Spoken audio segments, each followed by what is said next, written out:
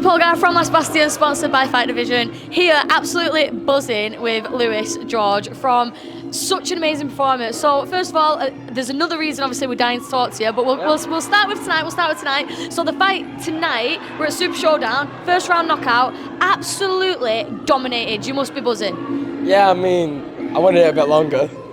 But nah, I mean, It didn't look like you did the way you were going at it. nah, I mean, you have to set a statement on these shows. If you want to be able to get onto the bigger shows, get bigger fights, you need to set the statement. And tonight I did exactly what I needed to do. Went in there, he's a tough kid, did my own plan, and it worked within a minute.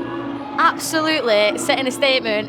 I feel like we need another phrase like you did more than set a statement. 3 times in the first round, came with pure aggression, just forward driving. I've got some great videos of you doing spinning back elbow, like he's on the ropes, you're just not letting off, flying knees, absolutely everything. And this is all within the first minute. So making a statement, absolutely. Did you? When I saw you before, obviously, you said I'm already planning on putting him away early, but you said 2 or 3. What happened? I mean, if the opportunity's there, you take it. Absolutely. I was speaking to my coach before, Luke Phillips, just before I went out on the walkway, and he was like, see it, believe it, and achieve it.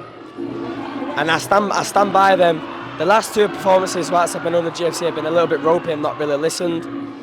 This camp has been completely different. I listened every single time. Like, every time I needed to change something, changed it. And he went, see it, believe it, achieve it. And I just seen myself hitting him hard from the get-go and just hurting him. And do you know what? As Darren was walking down before we was even thinking of walking down, me and Luke, Darren's in his head, he's going to drop him 3 times in the first round. So Darren's fought it, Luke's fought it, I fought it, we've all fought it, and obviously it's happened, so I'm buzzing, to be fair, I'm buzzing. I'm like, do you know what? That's a bit of me that I love that. See it, believe it, achieve it, 100%. And it's obviously the proof's in the pudding because literally 3 times in the first round, absolutely like flawless performance, very aggressive, but also very clean. Because sometimes when the aggression comes out, it can get a bit swingy, it can get a bit messy. You were still pure aggression, pure power, but very precise as well. I mean, that's what GFC is. We're precision. Every time we hit a shot, we mean to throw it and we know when to throw it. 100%. I mean, I've done the sport, 13 years now. You should know by then where you need to hit your shots. I see a lot of people when they hit someone, they get a little bit ragey, come out swinging, stay composed, let him come back onto you, then go in with another shot, 2, 3, 4, and then put them away. And put them away is absolutely what you did. So, obviously tonight, absolutely buzzing, you absolutely nailed it. I have to talk to you about Jake Newman. I have been dying to chat to you. So, you've already beat me to it. You called him out on stage. So, for those who don't know, I interviewed Jake Newman a couple of weeks ago at Muay Thai Monarchs down for the Majestic show in Wigan, and Jake gave us the impression that he had asked to fight you several times and you were the one that turned it down.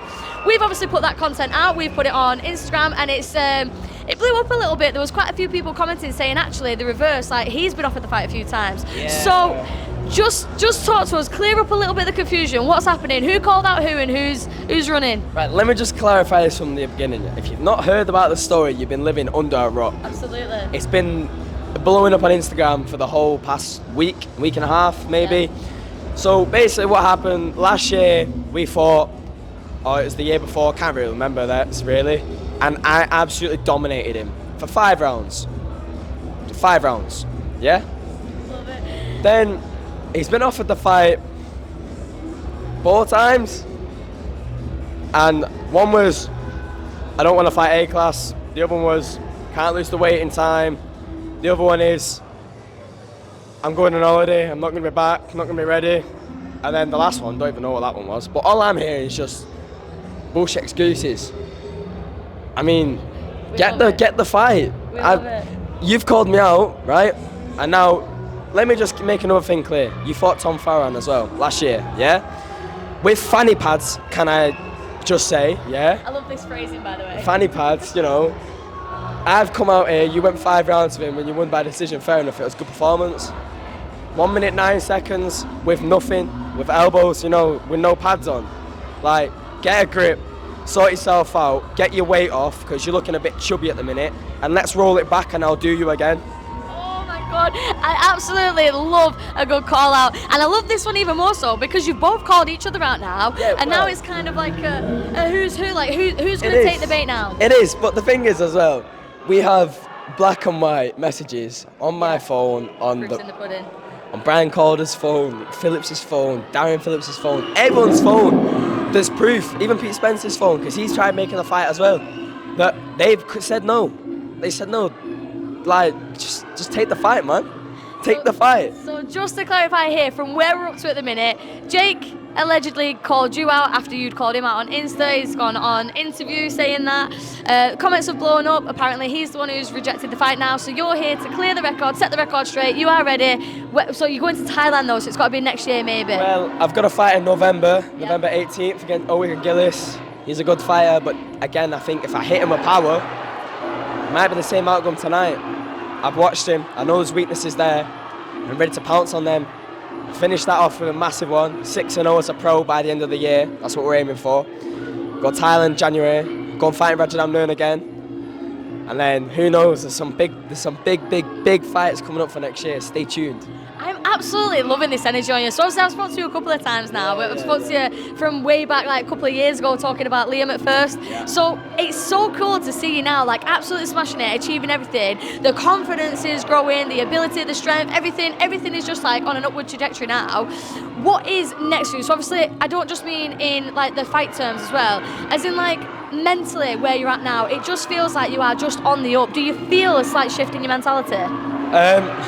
Listen, everyone knows I boost my own ego. Everyone knows it. I have a big ego, right? But you can see from tonight that I back it every time. I told everyone the past couple of days, couple of weeks, I'm finishing him. That's what's happening. And I finished him tonight. I mean, I'm on a high right now. Obviously, coming back off a good win. We're back to the drawing board probably Wednesday, have a couple of days off. You know, back with my family and stuff, enjoy a bit of time off, get back in the gym Wednesday and prepare for November, and then enjoy Christmas. Do you know what? I absolutely can't wait to see it. So obviously the last fight you did, your first A-class, absolutely dominated that as well with a liver shot, put him away really early, 25 seconds I think that one was. 25 seconds on the first one. Obviously tonight you've come here in the first round, absolutely dominated again. I'm sure you will dominate in November, and then hopefully next year we get to see the beef settled and it's going to be you versus Jake Newman. If that comes off, right, you are going to see the fight of the year, hands down. Because Jake's going to train hard for that, I know. Jake trains hard, yeah? He's a good kid, he's got good style, he's good. But all I'm saying is there's levels to the game, and I proved tonight that I'm a few levels above, if not many levels above. But we'll see, because we need to see what happens, because I'm going down a little bit now. I'm fine at 59, 60. I feel comfortable at that. As you've seen tonight, I felt like I was in my zone. Yeah, absolutely. Jake saying he might be going to 63.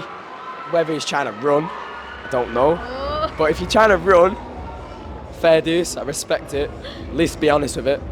But if it pulls off, it pulls off. But I can tell you now, there'll only be one man standing by the end of the night, and that's me. Oh, I love it. I absolutely love it. I love it when there's a little bit of something behind it as well. We love a good call out. So hopefully I am now praying that the stars align and the weights are right and everything matches up. Really, really love to see that fight. But obviously tonight, let you enjoy yourself. Absolute dominating performance. Everyone was screaming for you.